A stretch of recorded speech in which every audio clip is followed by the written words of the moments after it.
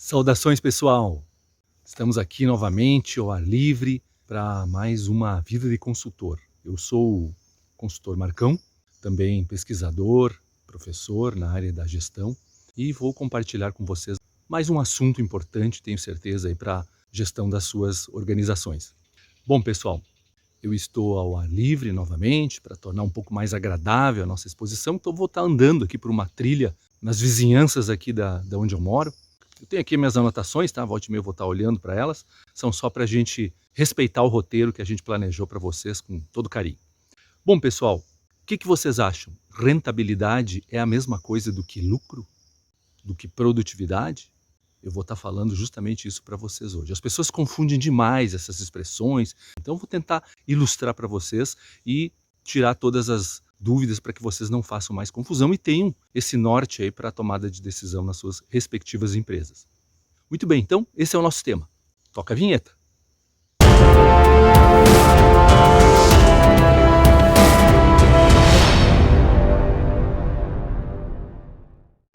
Muito bem, pessoal, o que vocês acham então?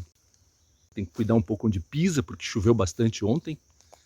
Vocês sabem o que é realmente, o que significa rentabilidade? A maioria das pessoas, no senso comum, associa isso com lucro. Rentabilidade, pessoal, tem a ver com lucro, mas não é o lucro. Rentabilidade é o retorno sobre um determinado nível de investimento após passado um determinado período. Essa é a definição técnica. Claro que isso aí provavelmente não diz muito para vocês. Então, vou fazer como a gente sempre faz, citando exemplos. Então, pessoal, vocês imaginem que no início deste ano, vocês tinham R$1.000, ganharam lá do 13º, né, e pensaram, não vou gastar isso agora, vou investir. Aí vocês procuraram aí uma boa aplicação financeira, deixando de lado da poupança eu falo no final, mas uma aplicação financeira com algum risco, né, aceitável, e deixaram lá o rendimento por um ano. Ao final de 12 meses, vocês foram lá ver e tinha 1.050. Ou seja, 1.000 era o valor que vocês haviam investido, está lá ele ainda, e 50 foram os rendimentos. Este rendimento compreende, então, o retorno sobre o capital que vocês empregaram, sobre o investimento que vocês fizeram. Na verdade, vocês ganharam R$50 a partir de um investimento de R$1.000. O que significa isso? 50 sobre 1.000 dá 5%. Então, vocês tiveram uma rentabilidade de 5% ao ano. O que vocês acham? Isso é bom? É ruim? Mais adiante vocês vão saber sobre isso aí. Bom, então, pessoal, no nosso cotidiano, tu aplicar um dinheiro, colocar uma poupança, fazer qualquer tipo de investimento, depois vender e ter um ganho de capital em cima. Por exemplo, uma casa que você construiu por R$100.000, depois de um ano dela pronta, você conseguiu vender ela por R$120.000. Você teve um ganho de R$20.000, isso aí se chama rentabilidade também. Ok, pessoal? Então, são exemplos aí mais do nosso dia a dia. Agora, no mundo empresarial, uma claridade aqui, eu vou tentar assim é melhor. No mundo empresarial, a situação é a mesma coisa, pessoal. Só que a gente tem que ter um pouco mais de cuidado. O mundo empresarial é cheio de mitos. Acaba que o pessoal mistura as coisas e acaba não interpretando corretamente. Então, vamos pensar agora uma transportadora. Peguei o exemplo de transportadora porque ele é mais fácil de fazer o raciocínio. Poderia estar pegando de qualquer negócio, serviço, comércio, indústria. Vamos dizer que essa transportadora tenha 12 caminhões e ela só tem isso no seu capital empregado. O cara teve que comprar 12 caminhões para viabilizar lá a produção, a prestação do serviço. Vamos dizer que ele gastou, para arredondar aí, 600 mil em cada conjunto, né, caminhão-carreta, e com isso, então, ele teve um investimento de 7,2 milhões de reais. Esse é o capital empregado dele, esse é o dinheiro que ele dispôs para tocar o negócio. Vamos dizer que ele não tenha mais nenhum outro tipo de infraestrutura, despacha da casa dele mesmo, enfim, o que interessa são os caminhões. Muito bem, então ele trabalhou durante um ano e no final do ano ele contabilizou 10 milhões em receitas, fazendo lá todas as entregas, os transportes que ele havia contratado. E, claro que a receita, ele tem que pagar as contas, pagar os empregados, pagar o combustível, pagar os impostos, pagar eventuais juros, tudo. Depois que ele pagou tudo isso, sobrou R$1 milhão para ele. Muito bem. Então, pessoal, com esse R$1 milhão foi o verdadeiro lucro, o lucro líquido que ele auferiu neste um ano de trabalho, depois de ter feito um investimento de 7,2 milhões de reais nos caminhões, na sua frota. Muito bem. Não vamos aprofundar neste momento os cálculos. No nosso canal a gente tem outros vídeos onde a gente abre um pouco mais esses cálculos em planilhas e tudo mais, mas aqui, como é uma exposição didática, a gente só quer que vocês compreendam o sentido da coisa. Então, ele auferiu um lucro de R$1 milhão, é tudo que sobrou depois de um ano de trabalho, e teve um investimento inicial de 7,2 milhões. Eu pego esse 1 milhão, divido pelo 7,2 e vou ter uma rentabilidade de 13,9%, quase 14%. O que vocês acham? Isso é bom ou ruim? Mais adiante eu já explico. Agora, o mundo é competitivo, a gente não está sozinho, então a gente tem os nossos concorrentes. Vamos dizer que essa mesma empresa tem um concorrente que fez a mesma coisa, teve o mesmo faturamento, 10 milhões de reais, teve o mesmo lucro, 1 milhão de reais, só que em vez de 12 caminhões, ele fez a mesma coisa com 11 caminhões, um a menos. Teve um investimento de 6,6 milhões de reais e auferiu o mesmo lucro. Qual vocês acham que é a empresa mais produtiva? É claro que é a segunda. Ela auferiu o mesmo lucro que o seu concorrente, mas com um investimento menor. A empresa 1, que eu citei como exemplo, teve um investimento de 7,2 milhões. A empresa 2, um pouco menos, 6,6. É claro que daí o mesmo lucro dividido por uma base menor, a rentabilidade foi de quase 15% no caso da empresa 2. Pessoal, rentabilidade é a mais pura expressão da produtividade humana dentro do mundo empresarial. Ela mostra se os teus recursos estão sendo bem aproveitados, bem usados. Não adianta ter um monte de caminhão e não colocar eles a andar. Mas para colocar eles a andar, eu tenho que ser competitivo, eu tenho que ser produtivo, eu tenho que entregar no prazo, eu tenho que ter qualidade, as pessoas têm que confiar em mim, têm que recontratar os meus serviços. Junta tudo isso e dá o nível de competitividade da empresa. Agora, as empresas podem ter o mesmo lucro e uma ser mais produtiva porque o investimento inicial de cada uma foi diferente. E aí entra a competência, aí entra o conhecimento, o trabalho duro, o método de gestão da empresa. São esses os elementos que vão fazendo a empresa se tornar mais produtiva, mais competitiva, com capacidade, daí sim, de ampliar o seu espaço no mercado. Observem, pessoal, isso tudo é o fenômeno da rentabilidade. Aí a grande pergunta, né, pessoal? Que rentabilidade te deixaria feliz? Os 2,5% lá da poupança? Ok, dá para ser feliz com isso, sim, sem problema.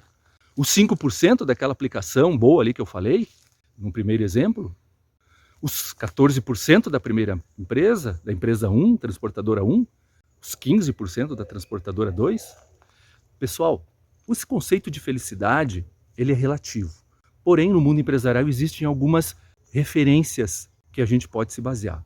A principal delas, e aí generalizando, se chama custo da oportunidade. Tem uma barulheira aqui que eu acho que tem mais gente andando aqui na minha trilha por perto. Então, se vocês ouvirem alguns rumores aí, além dos passarinhos cantando, barulhos da natureza, né? É porque tem gente aqui por perto também. Então, não se assustem aí, são provavelmente crianças brincando, enfim, fazendo sua festa. Afinal, hoje é um domingo de manhã, tá? Então, muita gente ainda está curtindo aí a manhã de domingo. O tempo está mais ou menos, mas mesmo assim dá para curtir. Bom, então, pessoal, que rentabilidade te deixaria feliz? Depende com o que tu está te comparando.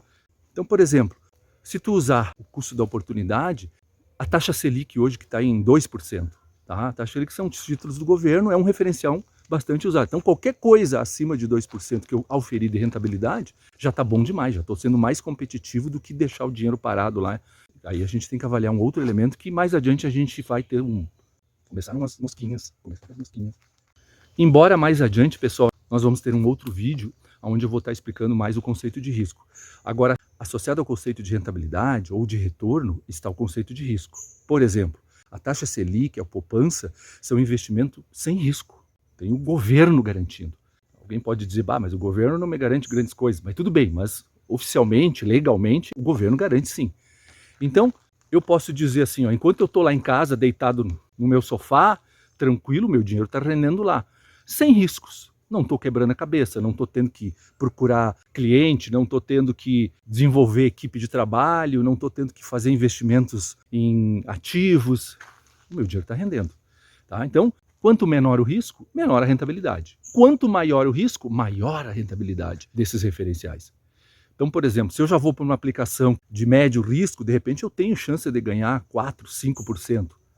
Tenho alguma chance, talvez não muito, né? mas tem uma relativa chance de perder também. Agora, se eu quiser me comparar com a atratividade dos investimentos em bolsa de valores, por exemplo, que podem dar 10, 12, 15, 20% talvez em um ano, ou até mais, com esses investimentos de altíssimo risco, empresas de tecnologia, empresas de vanguarda, talvez ali eu tenha mais chance, só que o risco é muito mais alto. Eu posso ganhar muito e posso perder muito também, e você sabe, temos histórias e histórias de gente que se deu muito bem e gente que se deu muito mal. Bom, então pessoal, eu dei todos esses exemplos, vou fazer agora a virada estratégica aqui. Pronto, vamos voltar para casa agora. Então pessoal, todos esses referenciais eles são válidos para estabelecer um parâmetro de comparação com a rentabilidade da minha empresa. Agora eu digo para vocês, o melhor parâmetro é o seu concorrente. A gente precisa fazer benchmarking. A gente precisa ter sempre em mente onde eu estou competindo, como estão os meus competidores. Então, voltando ao exemplo da empresa 1 e da empresa 2, da transportadora 1 e da transportadora 2.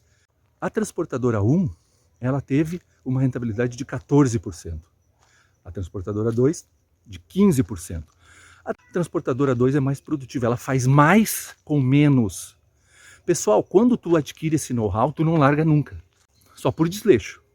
Essa segunda empresa, ela vai ter condições maiores do que a empresa 1 de fazer novos investimentos, de arriscar um pouco mais, de fazer inovações. Não se pensa aqui em apenas remunerar o capital dos sócios. Isso também é importante para que eles se mantenham motivados a continuar investindo naquele negócio. Mas o mais importante é ter certeza que eu estou mais competitivo. Então, sócios, acionistas, investidores privados, bancos inclusive, quando eu preciso de algum empréstimo, vão se sentir mais à vontade em investir na minha empresa do que na concorrente. Eu ganho vantagens competitivas em todos os sentidos com isso também. Na verdade, resumindo, né, pessoal, se eu estou fazendo mais com menos, eu tenho mais chance de continuar fazendo mais com menos. E isso só vai fazer eu crescer com uma velocidade mais rápida do que aquele meu concorrente que não é tão produtivo. Uma boa rentabilidade, uma rentabilidade atrativa, a gente consegue com método, conhecimento científico e trabalho duro. Tem que trabalhar, né? Não adianta só ter boas ideias, fixar boas metas e bons planos de ação e não executar isso aí, não colocar isso em prática. Tá? Esse é o nosso esforço sempre, é isso que nos trabalhos de consultoria nós tentamos levar para as organizações, para que elas atuem sempre movidas. Vou cuidar aqui um pouco que tem até é movediça tem nessa trilha aqui, mas tudo bem. Então pessoal, a gente precisa ter sempre em mente, a realização pressupõe trabalho duro, mas a gente chega lá. A gente chega lá, pode ter certeza, porque todos os nossos clientes, todas as empresas com as quais a gente trabalha, felizmente são empresas rentáveis. E é claro que daí, né, tudo isso que a gente falou, a gente estabelece lá como referências para o trabalho. Isso depois se desdobra em metas de desempenho, em melhoria de processos, em melhoria de produtos, em melhoria das pessoas. Tudo isso a gente vai tornando a empresa cada vez mais competitiva. E a gente também diz tudo isso para ficar claro, pessoal, não tem milagre. Tudo pressupõe um investimento.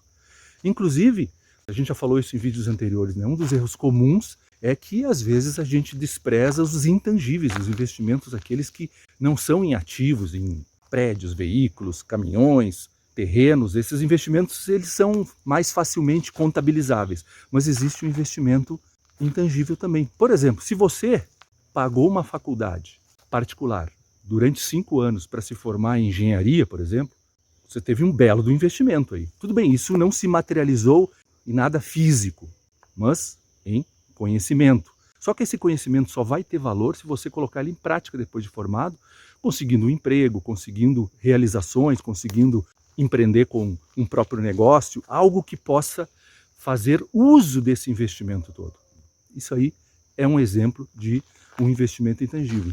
Portanto, se você gastou 250 mil de investimento na sua faculdade de engenharia ao longo de 5 anos, aí o cálculo já muda um pouco também. E é lá no final, o seu emprego tem que render algo que faça retornar no mínimo esse investimento. A gente sempre diz que no longuíssimo prazo tudo retorna, mas de repente com uma rentabilidade muito baixa. Você poderia talvez ter feito outras coisas, outros cursos, outros desafios na vida e até tido uma rentabilidade maior. E alguém pode falar assim, mas a minha faculdade foi gratuita, eu estudei numa federal. Tudo bem, então o governo fez um investimento equivalente em você. Existem investimentos privados, existem investimentos públicos. O investimento na educação de um jovem, numa universidade federal, é um investimento público. Se esse jovem não traz nada de riqueza para o país, através do seu trabalho, da sua criatividade, do seu empreendedorismo, se nada vem de retorno, infelizmente foi desperdiçado. É lamentável, mas acontece. Muito bem, pessoal, então estamos terminando aqui a nossa exposição. Me reposicionei aqui apenas para fazer o fechamento, tá, pessoal?